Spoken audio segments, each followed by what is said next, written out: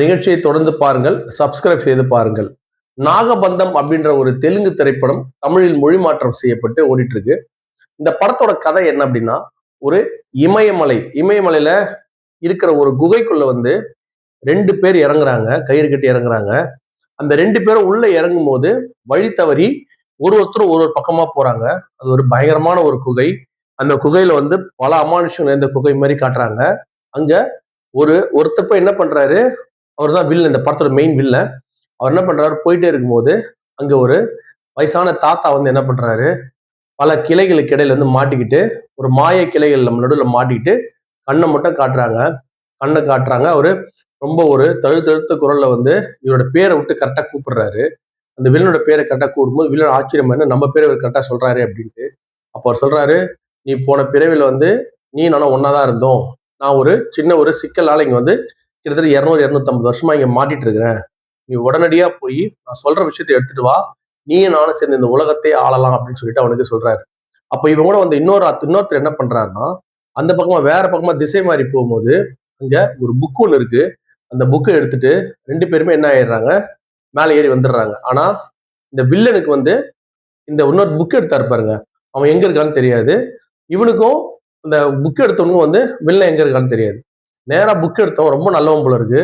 நேரா அந்த புக் எடுத்துட்டு ஒரு இடத்துக்கு போறான். அவர் யார் அப்படின்னா, இந்த பழமையான விஷயங்களை ஆராய்ச்சி செய்யக்கூடிய ஒரு மனுஷன். அவர் தான் ஜெகபதி பாபு. இந்த படத்துல நமக்கு பரிச்சயமான ஒரு நபர் வந்து ஜெகபதி பாபு. ஜெகபதி பாபு யாரும் பல பேருக்கு தெரியும். ஜெகபதி பாபு வந்து இன்ட்ரோடியூஸ் பண்றாங்க. அவர் யார் அப்படின்னா, பழமையான சில விஷயங்களை ஆராய்ச்சி பண்ணிட்டு இருக்கிறவர். அவருடைய மாப்பிள்ள தான் இந்த இன்னொரு புக் எடுத்துட்டு வந்தவர். அவர் என்ன பண்றாரு, நேரா அந்த புக் எடுத்துட்டு போயிட்டு ஜெகபதி பாபு அழைச்சிட்டு நேரா பிரைம் மினிஸ்டர் பார்க்க போயிடுறாங்க. அந்த அளவுக்கு வந்து ஒரு முக்கியமான புக் அது. அந்த புக்கை வச்சுதான் பல செல்வங்களை வந்து இந்தியாவுக்கு மீட்டு தர முடியும் அப்படின்ற மாதிரி ஒரு விஷயத்தை காட்டுறாங்க. அப்ப அந்த புக் எடுத்து போய் பிரைம் மினிஸ்டர் பார்க்கலான்னும் போது பிரைம் மினிஸ்டர் நாளைக்கு காலைல 8 மணிக்கு வந்துருங்க அப்படின்னு சொல்லி டைம்ல அப்பாயின்ட் பண்றாரு. ஆனா அதுக்குள்ள பார்த்தா ஜெகபதி பாபுவும் அந்த புக் வச்சிருக்கிற அவருடைய மாப்பிள்ளையும் போயிட்டு இருக்கும்போது பார்த்தா அப்படின்னா, ஜெகபதி பாபு வந்து நீ ஒரு பர்த்டேக்கு அட்டன் பண்ணிட்டு வந்துரு அப்படின்னு சொல்லிட்டு, உன்னோட பொண்ணு பர்த்டேவை அட்டன் பண்ணிட்டு வந்துரு, அதுக்கப்புறம் இந்த புக்கை பத்தி பேசலாம் அப்படின்னு சொல்லி சொல்றாரு. முதல்ல அந்த மாப்பிள்ள மட்டும் என்ன பண்ண சர்ச்சுள்ள போறாரு. சர்ச்சுள்ள போனா எதிர்பார்த்தபடி அந்த வில்லன் அங்க பல தரப்பட்ட ஒரு ஆட்களை வச்சுக்கிட்டு அவனை அங்கேயே கொண்டு போட்டுறாரு. கொண்டு போடும்போது அவரோட குழந்தையும் அவங்க கர்ப்பமான மனைவியும் கூட இருக்கிறாங்க.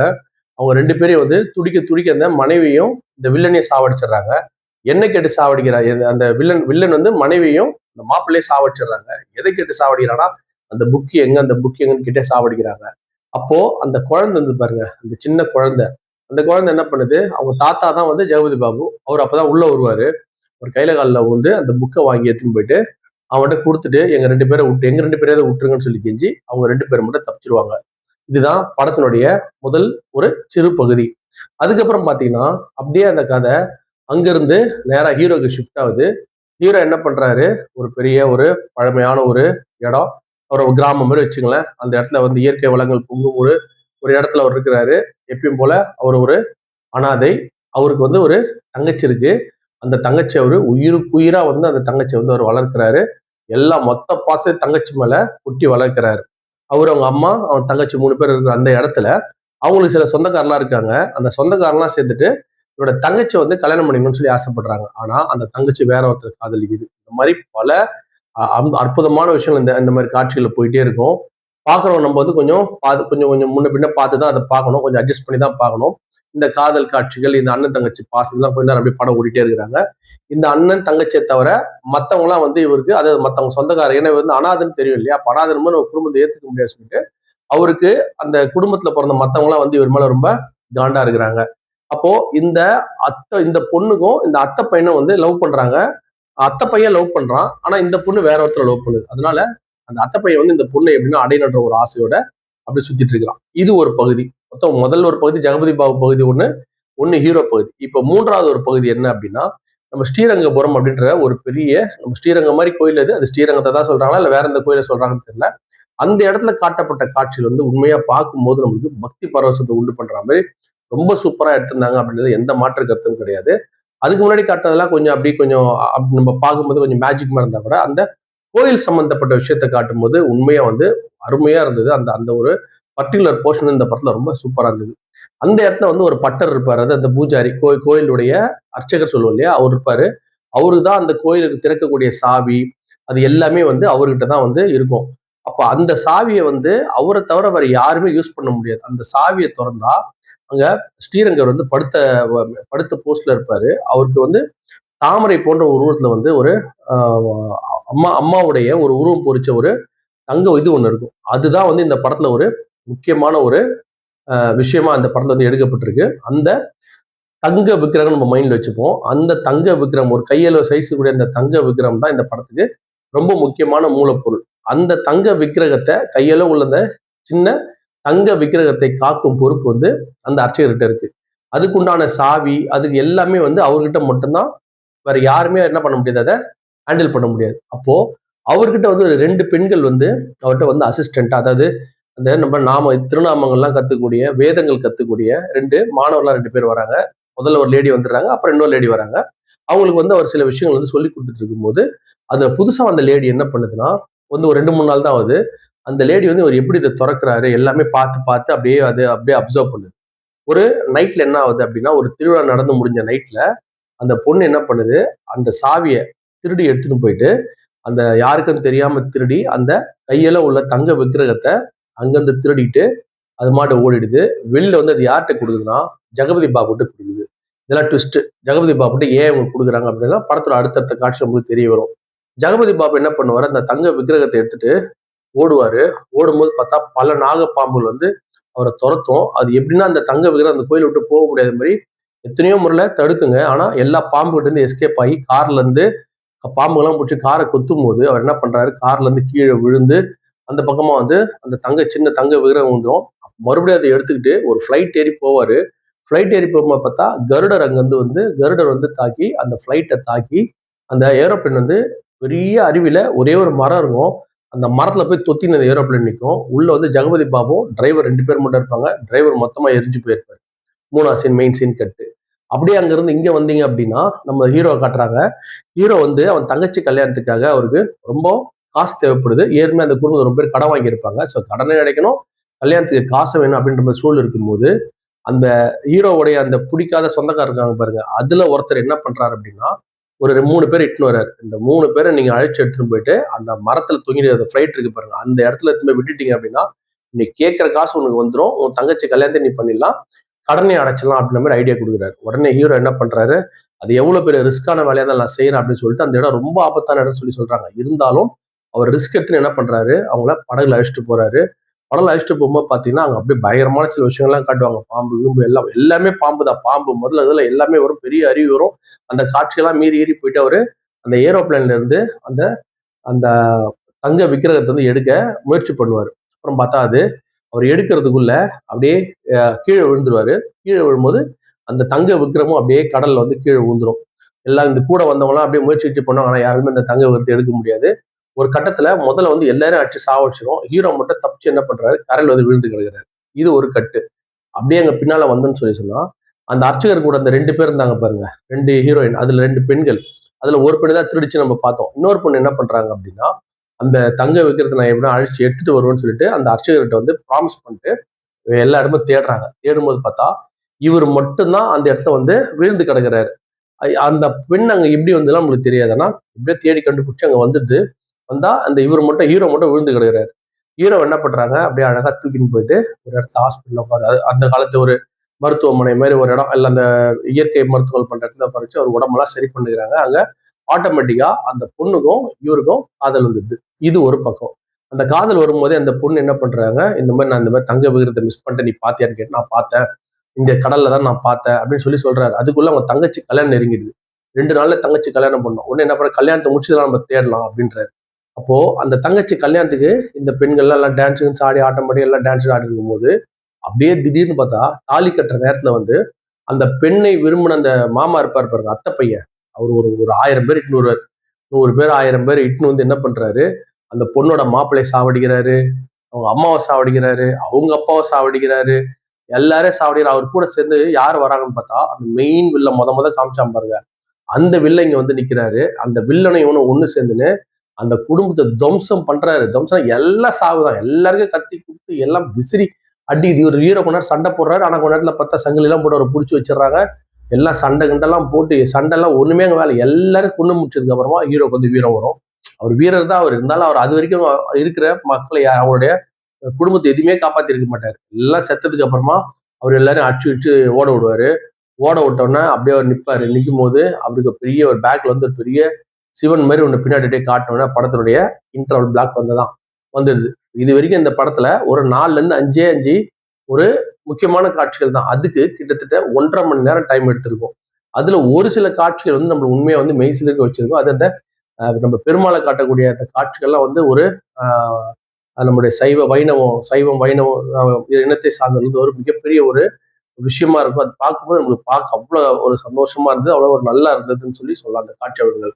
அப்படியே இன்டர்வலுக்கு மேல நீங்க டிராவல் பண்ணீங்க அப்படின்னா இவர் என்ன பண்றாரு, மறுபடியும் தேடின்னு போறாரு. தேடின்னு போகும்போது தான் அவருக்கு தெரியுது இது மொத்தத்துக்குமே காரணம் யாருன்னா அந்த பொண்ணு தான் மொத்தத்துக்குமே காரணம். எந்த பொண்ணுனா இவரை காப்பாத்த இவர் வந்து அந்த இன்டர்வல் வந்து எல்லாரும் சாகடிக்கிறாங்க இல்லையா, சாகடிக்கும் போது இவர் துரத்தி அவங்கள சாவடிக்கலாம்னு முயற்சி பண்ணும்போது பார்த்தா இவர் பின்னால ஒருத்தர் கத்தி எடுத்து குத்துவாங்க. நம்ம இந்த படத்துல நம்மளுடைய பாகுபலியில காட்டுற மாதிரி சத்யராஜ் எடுத்து குத்துற மாதிரி ஒருத்தர் கத்தி எடுத்து குத்துவாங்க. அது குத்துறது யாருன்னு பார்த்தா அந்த இவர் ஒரு பொண்ணை காதலிக்கிறாரு பார்த்தீங்களா, அந்த பொண்ணு தான் இவரை குத்துது. அதான் இன்டர்வல் பிளாக். அப்ப அந்த பொண்ணு ஏன் குத்துன்னு தேடும் போது அவருக்கு சில உண்மைகள் தெரியுது. என்ன அப்படின்னா அந்த பொண்ணு ஜெகபதி பாபுவோட இன்னொரு பொண்ணு. ஜெகபதி பாபு மொத்தம் 2 பொண்ணு. ஒரு பொண்ணு அந்த மாப்பிள்ள ஃபர்ஸ்ட் சீன்லயே செத்துடுறாங்க. இது 2வது பொண்ணு. இந்த 2வது பொண்ணும் ஜெகபதி பாபு என்ன பிரச்சனைனா வில்லன் என்ன பண்றாரு, அந்த ஃபர்ஸ்ட் ஹாஃப்ல காட்டின அந்த குழந்தை வந்து பார்த்தீங்கன்னா அந்த குழந்தைய கடத்தி எடுத்துன்னு போயிடுறாரு. எடுத்துன்னு போயிட்டு நான் கேட்கறதெல்லாம் நீங்க பண்ணீங்கன்னா மட்டும்தான் அந்த குழந்தைய உயிரோட விடுவோம் அப்படின்னு சொல்றாரு. அந்த காரணத்தினால ஹீரோயின் என்ன பண்றாங்க அப்படின்னா அவங்ககிட்ட தான் இந்த நீ தங்க விகிரத்தை எடுத்துருவான்னு சொல்லும் போதுதான் அந்த தங்க விகிரத்தை அந்த கோயில இருந்து திருடினதே இந்த பொண்ணு தான், இன்னொரு பொண்ணு கிடையாது. இந்த பொண்ணு தான் திருடி எடுத்துட்டு போய் கொடுத்துருக்கோம். ஆனா முதல்ல நம்ம காட்டும் போது இன்னொரு பொண்ணு மேல சந்தேகத்தை ஏற்படுத்தியிருப்பாங்க. அப்புறம் பார்த்தா இந்த பொண்ணு தான் எடுத்துன்னு போயிட்டு ஜெகபதி பாபுட்ட கொடுத்துருக்கோம். அதுவும் ரொம்ப வருத்தப்படும். இந்த மாதிரி திருடினது தப்பு அப்படின்னு சொல்லிட்டு அந்த அர்ச்சகர்கிட்டயே வந்து என்ன சொல்லும், நடந்த கதையெல்லாம் சொல்லும்.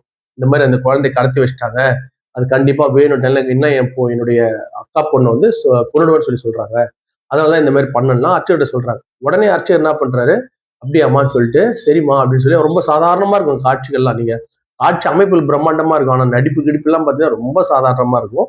அதுக்கப்புறம் பாத்தீங்க அப்படின்னா அந்த அர்ச்சகர்கிட்ட இன்னொன்னு ஒண்ணு கேட்கறாங்க, கருட மந்திரம் ஒண்ணு வேணும்னு. அப்படியாம சாதாரண வந்து கொடுத்துருவாரு அவரு. இந்த மாதிரியான சில காட்சிகள் இருந்தாலும் கதையின் பிரகாரம் பார்த்தா நம்ம சொல்ல வேண்டிய அவசியம் இருக்கு. அந்த தங்க விக்கிரகம் மட்டும் அவங்களுக்கு பத்தாது, அந்த கருடருடைய அந்த மந்திரங்களும் தேவைப்படுதுன்னு சொல்லி அந்த அர்ச்சகர் வந்து கேட்கறாங்க. அந்த அர்ச்சகரை ஏமாத்திட்டு போனதே அந்த பொண்ணு தான். உடனே அர்ச்சகர் என்ன பண்றாரு, சரிம்மா நீ சொன்ன எல்லாம் கரெக்டா இருக்குன்னு சொல்லிட்டு அந்த கருட புத்தத்தை வந்து கொடுத்துறாரு. இந்த கருட புத்தைய நேரம் அவர் யார்கிட்ட கொடுக்குறாருன்னா நேரம் எடுத்துட்டு வந்து அந்த பொண்ணுகிட்ட கொடுக்காம அந்த ஹீரோ அங்க தேடி புடிச்சுன்னு வந்துடுறாரு. அந்த பொண்ணை தேடி புடிச்சுன்னு வந்தோடனே அந்த பொண்ணுகிட்ட கொடுத்துறாரு. அந்த ஹீரோ கிட்ட கொடுத்துறாரு. ஹீரோ என்ன பண்றாரு, சரி நீ சொல்றா நான் நம்புறேன், நம்ம போய் எப்படின்னா வந்து என்ன பண்ணலாம், அந்த விஷயத்தெல்லாம் காப்பாற்றலாம் அப்படின்னு சொல்லிட்டு அந்த பொண்ணை காப்பாற்றலாம் அப்படின்னு சொல்லிட்டு என்ன பண்றாங்க, எல்லாரும் போறாங்க. இவங்க 2 பேர் 3 பேர் எல்லாம் போகும்போது ஜெகபதி பாபு எல்லாருமே சரி பண்ணலாம்னு சொல்லிட்டு போகும்போது இவர் என்ன பண்றாரு, ஆல்ரெடி அந்த தங்க விக்கிரகம் இருக்கு இல்லையா, அந்த தங்க விக்கிரகம் வந்து இன்டர்வல் பிளாக்லயே வந்து அந்த கடல்ல இருந்து கண்டுபிடிச்சிருவாங்க. அந்த மணல் பரப்பு கொண்டு இருக்கும். அதை அந்த வில்ல கையோட எடுத்துட்டு போயிட்டு இருப்பாரு. அந்த தங்க விக்கிரகத்தை என்ன பண்றாரு, நேரா போயிட்டு அந்த இமயமலைக்குள்ள அந்த குகைக்குள்ள அடைஞ்சிருக்கிறாரு பாருங்க ஒருத்தர், அந்த பழைய சாமியாரு. அவர் அந்த தங்க விக்கிரகத்தை எடுத்து காமிச்ச உடனே பார்த்தீங்கன்னா அதுல இருக்கிற பவரால அந்த கிளைகள்லாம் விலகி அவர் என்ன ஆயிடுறாரு, ரிலீஸ் ஆயிடுறாரு. ரிலீஸ் ஆனோடனே அவர் அந்த பழைய கதைகள்லாம் வந்து இவருக்கு அவர் பார்த்துன ஒரு பழைய ராஜாக்கள் கதைலாம் ஞாபகம் வந்துட்டு அவங்க என்ன பண்றாங்க, நேரா அங்க இருந்து போய் அந்த ஒரு பெரிய ஒரு இடம் இருக்கும். அங்க வந்து நம்ம ஒரு அது என்ன இடம் அப்படின்னு கேட்டீங்கன்னா யுகங்கள் மாறிக்கிட்டே இருக்கு இல்லையா, அந்த மாதிரி இதுக்கு முந்தின யுகத்துல எல்லாருமே என்ன பண்ணாங்க அப்படின்னா எல்லாருக்குமே சக்தி இருக்கும். கடவுள் எல்லாருமே இங்க பூமியில பிறந்த அந்த பவர்ஃபுல் இடம் எல்லாமே இங்க இருக்கும். அது எல்லாத்தையுமே யாகம் பண்ணி ஒரு இடத்துல அந்த மொத்த சக்தியும் அது இந்த பிரபஞ்சத்தையே கட்டி காக்கக்கூட மொத்த சக்தியும் வந்து ஒரு யாகம் நடத்தி அதை ஒரு அறையில வந்து பூட்டி வச்சிருப்பாங்க. அந்த அறையை திறக்கிற சாவிதான் இந்த தங்க விக்கிரகம். அது கூட இந்த கருட மந்திரம் ரெண்டும் சொன்னா அது எல்லாத்தையுமே என்ன பண்ணலாம், இவங்க அடைஞ்சிடலாம். இந்த மந்திரங்கள் அந்த எல்லா மாயராஜ் இந்த பிரபஞ்சத்தையே வந்து ஆளக்கூடிய ஒரு சக்தி வந்து இந்த சாமியாருக்கும் இந்த வில்லனுக்கும் வரும் அப்படின்ற ஒரு ஐதீகம். அதுக்காக தான் இவ்வளவு வேலை அவங்க 2 பேரும் பாக்குறாங்க. அந்த வகையில இவங்க என்ன பண்றாங்க, இதை எடுத்து தூக்கிட்டு அது இருக்கக்கூடிய இடத்துக்கு போறாங்க. அது இருக்கக்கூடிய இடத்த காட்டக்கூடியது எதுன்னா அந்த புத்தகம். முத அந்த புத்தகம் எடுத்திருப்பாரு பாருங்க, ஃபர்ஸ்ட் அந்த புக் எடுத்திருப்பாருல, அந்த ஜெகபதி பாபுவோட மாப்பிள்ள. அந்த புக்கு ஜெகபதி பாபு தான் இருக்கும். அவர் அந்த பொண்ணை காமிச்சு அந்த ஜெகபதியோட அந்த புக்கையும் வாங்கிட்டு இருப்பாரு, வில்லனும் அந்த சாமியாரும். ஸோ அந்த புக்கை வச்சு அது எங்க இருக்குன்னு கண்டுபிடிச்சு போயிடுறாங்க. கண்டுபிடிச்சு போயிட்டு அந்த இடத்த எப்படின்னா நம்ம யாகம் நடத்தி அது எல்லாத்தையும் அடையணும்னு சொல்லிட்டு பிளான் பண்றாங்க. இப்போ அவருக்கு என்ன ஆயிடுதுன்னா, வில்லனுக்கு, ஹீரோக்கு எல்லாருக்குமே இந்த பழைய ஞாபகம் வருது. இந்த மாவீரன் ஒரு படம் பார்த்திருப்பீங்க, நம்ம ராம்சரண் படம். அதுல எப்படி அந்த பழைய கால நினைவுகள் ஒரு ஞாபகம் வரும். அந்த மாதிரி இந்த குழந்தை என்ன பண்ணுது, அதை நாங்க தான் எல்லாமே கொடுத்துட்டோமே, எல்லாரும் விட்டுருங்க சொல்லி கேட்கும்போது அந்த ஜெகபதி பாபு உங்களை என்ன பண்றான் பாறான்னு மிரட்டுவார். அப்போ ஜெகபதி பாபு சுட்டுருவாங்க. ஜெகபதி பாபு கீழே விழுந்தோடனே இந்த குழந்தைய காப்பாற்ற ஓடுவார் ஹீரோ. அப்ப அந்த குழந்தை இவர் தொட்ட உடனே இவருக்கு பழைய ஞாபகம் வந்துடும். எல்லாமே நம்மளுக்கு பிளாஷ்பேக் போடுறாங்க. அந்த பிளாஷ்பேக்ல என்ன அப்படின்னா, இதே மாதிரி கிட்டத்தட்ட ஒரு 1756 இந்த முதலாம் பானிபட் போர் நம்ம இஸ்லாமியர்கள் நம்ம இந்தியாவுக்குள்ள படையெடுத்த காலத்தை அவங்க வெளிப்படையா சொல்லனாலும் உண்மைதான் சொல்ல வராங்க. அந்த காலகட்டத்துல எப்படி இஸ்லாமியர்கள் கோயில் அடிச்சு உடைச்சாங்க அப்படின்றதெல்லாம் காட்டுறாங்க. அந்த மாதிரி ஒரு கோயிலை அடிச்சு உடைச்சது போது தான் இந்த தங்க விக்கிரகம் உள்ள கோயில்ல அடிச்சு உடைக்கிறாங்க. உடைக்கும் போது தான் இந்த தங்க விக்கிரகம் ஒரு குழந்தை, இந்த ஆஃப்ல ஒரு குழந்தை காமிச்சாங்க, அதுவும் போன பிறகு ஒரு குழந்தையா பிறந்திருக்கும். அந்த குழந்தை கிட்ட அந்த அந்த நேரத்துல அந்த அர்ச்சகர் கொடுத்து தப்பிச்சு எடுத்துன்னு போயிடு, இது எப்படின்னா எடுத்துன்னு போயிடுமா, இது உன்னை காப்பாத்தும், நாட்டையும் காப்பாத்தும் அப்படின்னு சொல்லிட்டு என்ன பண்றாரு, அந்த தங்க விக்கிரகத்தை பிளாஷ்பேக்ல 1756 வருஷம், இப்ப நடந்து இவ்வளவு நேரம் சொன்னது இப்ப நடந்தது 1967 நடந்தது. இப்ப நான் சொல்றது 1756 நடந்தது. அந்த முகலாயர்ல படையெடுக்கும் போது நடந்த அந்த விஷயம். அப்ப என்ன பண்றாரு, அப்போ ஒரு அர்ச்சகர் இருப்பார் பாத்தீங்களா, அவர் என்ன பண்றாரு, இந்த தங்க கமலத்தை அந்த பொண்ணுகிட்ட கொடுத்துட்டு நீ ஓடி போயிடுமான்னு சொல்லி ஒரு சுரங்கப்பாதை வழியா ஓட விட்டுறாரு. அந்த பொண்ணு என்ன பண்ணுது, எடுத்து சுரங்கப்பாதையா ஓடுது. அதுக்குள்ள இந்த இஸ்லாமிய படையெடுத்தவங்க என்ன பண்றாங்க, மொத்த கோயிலை அடிச்சு துவம்சம் பண்ணி அங்க இருந்த பக்தர்கள் மக்கள் எல்லாருமே செத்துருவாங்க. எல்லாம் கொடூரமா கொலை பண்ணுவாங்க சாமியினுடைய சிலைக்கு முன்னாடி. அதெல்லாம் பார்க்கும்போது கொஞ்சம் அபத்தமா இருந்தது. இருந்தாலும் படத்தோட கதை அதுதான். எல்லாரையும் கொண்டு சாவடிச்சுட்டு அந்த தங்க கமலத்தை அந்த சாமியார் மட்டும் என்ன கேட்பாருன்னா, எனக்கு அந்த தங்க கமலம் வேணும், அந்த தங்க விக்கிரகம் வேணும்னு சொல்லி கேட்பாரு. அப்போ இவர் என்னங்க இவ்வளவு கோடி கோடியா சொத்து, இவ்வளவு எல்லாமே இருக்கு, இதெல்லாம் எதுக்கு நீ அதை கேட்கிற அப்படின்னு சொல்லிட்டு அந்த பழைய கதையில அவர் கேட்கிறார். அப்பதான் அவர் தெரிஞ்சுக்கிறார், அந்த ராஜா, அந்த இஸ்லாமிய இளவரசர் அப்பதான் அவர் தெரிஞ்சுக்கிறாரு. தெரிஞ்சுக்கும் போது எதுக்கு தேவைப்படுனா, அப்பயே அவர் அந்த உண்மையை சொல்லியிருப்பாரு, இந்த தங்க விக்கிரகமும் நம்மளுக்கு கிடைச்சது அப்படின்னா நம்ம இந்த பிரபஞ்சத்தையே ஆளலாம்னு சொல்லியிருப்பாரு. அப்ப என்ன பண்றாங்க, இந்த மாதிரி பல பல விஷயம் பல மன்னர்கள் அந்த மாதிரி அந்த கோயில்கள் எல்லாம் கொலை பண்ணிட்டு ஒரு இடத்துல உட்காந்து இருக்கும்போது பாத்தீங்கன்னா, அப்போ நம்ம இமயமலையில இருக்கக்கூடிய நம்முடைய சிவனடியார்கள் அவங்களுக்கு அவங்களுக்குன்னு சொல்லிட்டு ஒரு குரூப் இருக்கு, சிவனடியார்கள் ஒரு குரூப் இருக்கு. அவங்க இந்த இந்து மதத்தை காக்கிறதுக்காக பிறந்தவங்க அப்படின்ற மாதிரி அவங்கள ப்ரொனவுன்ஸ் பண்ணி அவங்க சொல்லிக்கிறாங்க. அந்த படத்தின் பிரகாரம் அவங்க சொல்லிக்கிறாங்க, இந்து மதத்தை காப்பாற்றக்கூடிய காவலர்கள் நம்ம இந்து மதத்துக்கு எதிரான எல்லா விஷயமும் அடிச்சு துவம்சம் பண்ணணும் அப்படின்னு சொல்லிட்டு அந்த நம்முடைய சிவனுடைய பக்தர்களா அவங்க கொலைலாம் பண்ண தயங்கவே மாட்டாங்க. எப்போ அப்படின்னா, அவங்களுடைய அந்த மதத்துக்கு எதிராக யார் நடந்தாலும் அவங்கள கொலை பண்ணி சாகடிச்சு அந்த மதத்தை காப்பாற்ற நம்மளோட முக்கியமான வேலைன்ட்டு அங்க சனாதனத்தை பத்திலாம் அதிகமா பேசுறாங்க அந்த இடத்துல. இந்த படத்துக்கும் அந்த சனாதனத்துக்கும் என்ன சம்பந்தம்னு தெரியல. ஆனா சனாதனம் அப்படின்ற ஒரு வார்த்தையை இந்த படத்துல பல இடத்துல யூஸ் பண்றாங்க. இந்துக்கள்னு பல இடத்துல யூஸ் பண்றாங்க. இஸ்லாமியர்களும் இந்துக்களுக்கும் டைரக்டா சண்டை நடந்ததை 1750 நடந்தது உண்மை. ஆனா அதை இப்ப எடுக்க வேண்டிய அவசியம் இருக்கா இல்லையான்னு தெரியல. ஆனா அது ரொம்ப இதே தமிழ்நாட்டுல இந்த படத்தை ரொம்ப பெரிய ஒரு கான்ட்ரவர்சி வந்திருக்கும். ஆனா அந்த இடத்துல ரொம்ப இது மாதிரி சம்பந்தமான சில காட்சிகள் வருது. யார் வந்தாலும் நம்ம கொள்ளணும் அப்படின்ற மாதிரி சிவனடியார்கள் என்ன பண்றாங்க, ஒரு முடிவு எடுக்கிறாங்க. அப்ப இருந்த ஒரு முக்கியமான சிவனடியார் தான் இந்த ஹீரோ. அப்ப அவர் என்ன பண்றாரு, அந்த நேரத்துல அதே மாதிரி சண்டை கிண்டெல்லாம் போட்டு காப்பாற்ற முயற்சி பண்றாரு. காப்பாற்ற முயற்சி பண்ணும்போது தான் இவர் கிட்டத்தட்ட அந்த மந்திரம், அந்த பழைய கதையிலேயே இதே மாதிரி அந்த சாமியார் என்ன பண்றாரு, அந்த அந்த இடத்துக்கு போய் அந்த மண்டலத்தை வச்சு அந்த தங்க விகிதத்தை வச்சு வேண்டிட்டே இருப்பாரு. கிட்டத்தட்ட அந்த கதவு திறக்கிற நேரத்துல பாத்தீங்கன்னா இவர் என்ன பண்ணுவாரு, அந்த சிவனடியார அந்த ஹீரோ அவனை அவனை அடிச்ச உடனே என்ன பண்ணுவான், ஒரு பெரிய பாதாளத்துல விழுந்துருவான். அந்த பாதாளத்துல விழுந்துதான் அவன் அந்த மரத்துக்கு நடுவில் மாட்டினான் பாருங்க அந்த சாமியார். அது அப்ப நடந்ததுதான், அப்பதான் ஒரு சாமியாரா இருக்காரு அப்படின்னு ஒரு பக்கமும். அப்ப வில்லன் அடிச்சு சாவடிச்சிட்டு இருப்பாங்க. அதுக்கப்புறம் தான் வில்ல மறுபிறவி எடுத்து இப்ப வந்துக்கிறாரு. இப்பயும் அவர் காப்பாற்ற முயற்சி பண்றாரு ஹீரோ. இப்பயும் காப்பாத்திருப்பாருன்னா கண்டிப்பா காப்பாத்திருப்பாரு. இந்த முறை என்ன பண்றாருன்னா அவனோட சேர்ந்து சாமியாரையும் சாவடிச்சிடுறாங்க. எப்படி அப்படின்னா, பெரிய பெரிய பாம்புகள் என்ன பண்ணும், சாமியாரை குத்தி காலி பண்ணும். ஹீரோவையும் கொத்தி, ஹீரோ மட்டும் எல்லாத்தையும் காலி பண்ணிட்டு துவம்சம் பண்ணிட்டு அவர் என்ன பண்ணுவாரு, எப்பயும் போல படத்தினுடைய இறுதியில பெரிய சாமியார் மாதிரி நின்றுட்டு எல்லாமே இந்த தெலுங்கு படங்கள்ல வரக்கூடிய அளவுக்கு உட்காந்து ஒரு பக்க வசனம் சனாதனத்தை பத்தி படத்தோட முடிவுல இந்துக்களை பத்தி சனாதனத்தை பத்தி பேசி ஒரு பெரிய ஒரு லெக்சர் அடிச்சிருப்பாரு. படத்தோட முடிவுல வந்து அந்த தங்க விக்கிரகம் மறுபடியும் அதே இடத்துக்கே போயிருக்கும். ஸோ இப்படி இந்த படத்தை முடிச்சிருப்பாங்க. இதுக்கு செகண்ட் ஆஃப் லீடு வேற. அப்ப அங்க அந்த ரூமுள்ள என்னதான் இருக்கு அப்படின்றத வந்து படம் முடிஞ்சோட பேர்லாம் போட்டு முடிஞ்சோட படம் முடிஞ்சோட கேட்குறாங்க. அதை பத்தி நீ தெரிஞ்சுன்னா இன்னொரு யுகத்தை பத்தியே தெரிஞ்சுன்னு சொல்லிட்டு அந்த கதையை செகண்ட் பார்ட்டுக்கு அடிகோல் போட்டிருக்கிறாங்க. இதான் இந்த படத்தினுடைய முழு கதை. இந்த படத்தை நீங்க பார்க்கணும் அப்படின்னு சொன்னா உங்களுக்கு ரெண்டு விஷயம் வந்து ரொம்ப ரொம்ப பிடிச்சிருக்கணும். ஒண்ணு என்னன்னா சனாதனம் அப்படின்ற வார்த்தைக்கு உங்களுக்கு ரொம்ப ஒரு பிடித்தமான வார்த்தையா இருக்கணும். ரெண்டாவது இந்துக்களுக்கும் முஸ்லீம் நடந்த சண்டையை வந்து நீங்க உண்மையா நிஜமா உணரணும். இது ரெண்டும் தான் இந்த படத்தை நீங்க நிச்சயமா பார்க்கலாம். அதுலயும் வந்து அந்த இந்து கோயில்கள், அதுவும் அந்த நம்முடைய ஸ்ரீரங்கத்தை காட்டுற அந்த பெருமாள்கள், அப்புறம் அந்த முதல்ல காட்டக்கூடிய சில ஒரு உண்மையான ஒரு ஒரு இந்து சமய விரும்பிகள் வந்து இந்த படத்தை பார்த்தாங்கன்னா நிச்சயமா வந்து அந்த காட்சியை உங்களை மெய்சில் இருக்க வைக்கின்றது எந்த மாற்று கருத்து முடியும். ஆனா இந்த படத்துக்கு 3 ஹவர் 5 நிமிஷம் தேவையா அப்படின்றது வந்து நீங்க படம் பார்த்துட்டு வெளில உணர்வீங்க. ரொம்ப அயற்சியா இருக்கும். காட்டின காட்சிகள் வந்து ஒரு ஒரு கிட்டத்தட்ட ஒரு 40 நிமிஷம் 45 நிமிஷம் காட்டினதே மறுபடியும் இன்னொரு 5 நிமிஷம் 20 நிமிஷம் காட்டக்கூடிய அளவுக்கு இந்த படத்துல தேவையில்லாத காட்சிகள் அதிகம், வன்முறைகள் ரொம்ப அதிகம்.